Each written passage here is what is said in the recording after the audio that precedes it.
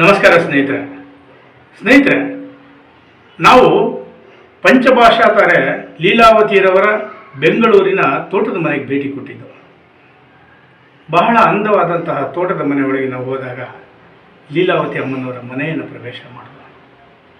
ಸ್ನೇಹಿತರೆ, ಆ ಮನೆ ಏನು ನೋಡೋದಕ್ಕೆ ನಿಶಬ್ದವಾಗಿತ್ತು. ಲೀಲಮ್ಮನವರು ಇಲ್ಲದೆ ಇರುವಂಥ ಮನೆ ನಮ್ಮ ಊಹಿಸೋದಕ್ಕೂ ಅಸಾಧ್ಯ.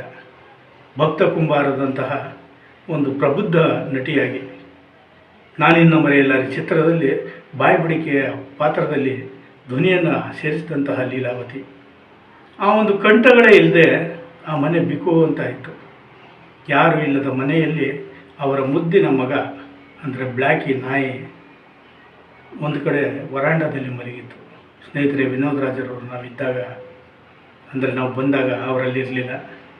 ನಾವು ಸಹ ದುಃಖದ ಮುಡಿವಿನಲ್ಲಿ ಅವರ ಮನೆಯನ್ನೊಮ್ಮೆ ನೋಡಿದೆವು. ಬಹಳ ನೋವಾಯಿತು. ಆ ಒಂದು ಪಂಚಭಾಷಾ ತಾರೆಗೆ ಆ ಭಗವಂತ ಸದ್ಗತಿಯನ್ನು ಕೊಡಲಿ, ವಿನೋದ್ ರಾಜರವರು ದುಃಖವನ್ನು ಭರಿಸುವ ಶಕ್ತಿಯನ್ನು ಕೊಡಲಿ ಅಂತೇಳಿ ನಮ್ಮ ಮಿತ್ರರಿಂದ ಆ ದೇವರನಲ್ಲಿ ಪ್ರಾರ್ಥನೆ ಮಾಡುತ್ತಾ, ದಯಮಾಡಿ ನಮ್ಮ ಮಿತ್ರ ವಾಹಿನಿಗೆ ಸಬ್ಸ್ಕ್ರೈಬ್ ಆಗಿ ಬೆಲ್ ಬಟನನ್ನು ಒತ್ತಿ ಅಂತ ಹೇಳ್ತಾ ಬನ್ನಿ, ನಾವೀಗ ಬೆಂಗಳೂರಿನ ತೋಟದ ಮನೆಯ ಲೀಲಾವತಿ ಅಮ್ಮನವರ ಮನೆಯನ್ನು ನೋಡಿಬರೋಣ ವೀಕ್ಷಕರೇ.